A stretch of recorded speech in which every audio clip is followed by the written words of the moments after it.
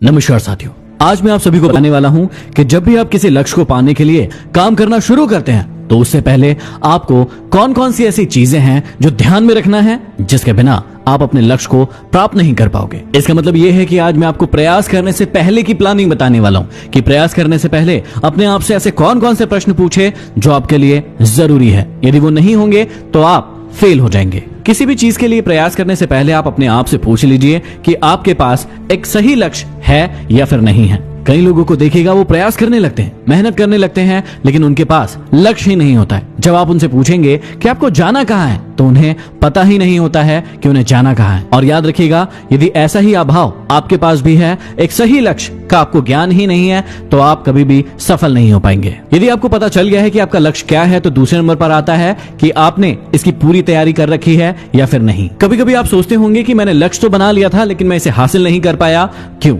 वो इसलिए क्योंकि आपने सिर्फ लक्ष्य बनाया है, वहां तक पहुंचने के लिए पूरी की पूरी जो तैयारी होती है, पूरी की पूरी जो प्लानिंग होती है वो की ही नहीं है। और सही प्लानिंग के अभाव में आप कभी भी अपने लक्ष्य तक नहीं पहुंच पाएंगे। तैयारी से मतलब है कि आपको शुरू से लेकर आखिरी तक, ए से लेकर जेड तक सभी चीजें पता होना चाहिए। आपका लक्ष्य कैसा है, उसे हासिल करने के लिए कौन कौन सी समस्याएं आ सकती है, यदि वो समस्याएं आएंगी तो उस वक्त आप क्या क्या करोगे, या आपके जैसा ही लक्ष्य यदि किसी और का था तो उन्होंने अपनी जिंदगी में कैसे करके उसे हासिल किया है। कई लोग लक्ष्य को पाने के लिए अपने घर से निकल तो लेते हैं, लेकिन जब समस्याएं उसके सामने आती है तो वो घबरा जाता है, विचलित हो जाता है, क्योंकि उसने पूरी तैयारी नहीं की थी। यदि वो पूरी तैयारी करता तो उसे हर स्टेप, हर समस्या के बारे में पहले से पता होता कि यदि मैं इस प्रकार का कदम उठा रहा हूं तो मेरी जिंदगी में मेरे सामने ये समस्याएं आ जाएंगी। और यदि इस प्रकार की समस्याएं उसके सामने आती तो वो कभी भी विचलित नहीं होता, टेंशन नहीं लेता और अपने लक्ष्य की ओर सिर्फ और सिर्फ आगे बढ़ता। तीसरे नंबर पर आप अपने आप से पूछिए कि आपका नजरिया सकारात्मक है या नहीं,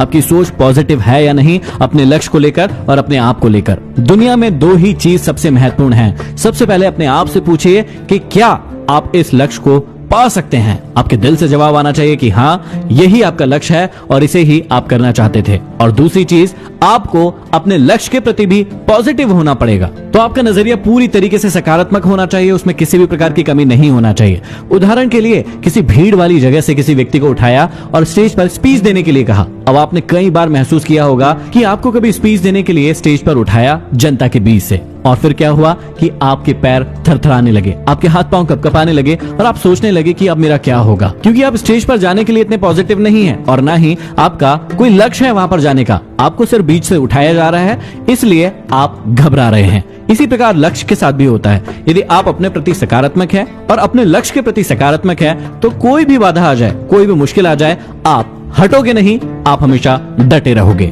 चौथे नंबर की बात सबसे ज्यादा इंपॉर्टेंट है, अपने कार्य के होने तक आपको धैर्य रखना होगा, जो कि कई सारे लोग यहाँ पर टूट जाते हैं। काम शुरू किया नहीं कि उससे पहले ही रिजल्ट चाहिए। धैर्य ना होने की मानसिकता ने कई सारे लोगों को खत्म कर दिया, क्योंकि वो बहुत ही अच्छे थे, बहुत ही बलवान थे, उनके पास वो सारे गुण थे, सारी शक्तियां थी, लेकिन सिर्फ एक चीज की कमी के कारण वो असफल नहीं है, और वो है धैर्य का ना होना। जब आप काम करना शुरू कर देते हैं तो उसी वक्त रिजल्ट नहीं मिलता, ये बात आप भी बहुत अच्छे से जानते हैं, लेकिन धैर्य की कमी के कारण आप उतावलापन दिखाते हैं और या तो उस काम को बिगाड़ लेंगे या फिर उस काम को छोड़कर कोई दूसरे काम में लग जाएंगे। इस प्रकार से कोई भी इंसान पृथ्वी पर सफल नहीं हुआ है। धैर्य का सबसे अच्छा उदाहरण हम किसान से ले सकते हैं। वो सही लक्ष्य बनाता है, सही समय के आने का इंतजार करता है और उसी के बाद अपनी फसल को बोता है, लेकिन बुआई करने के अगले दिन ही वो अपनी फसल के आने का इंतजार नहीं करने लगता। उसे पता है कि ये फसल कब आएगी, कैसे आएगी, मुझे कितनी मेहनत करना होगा,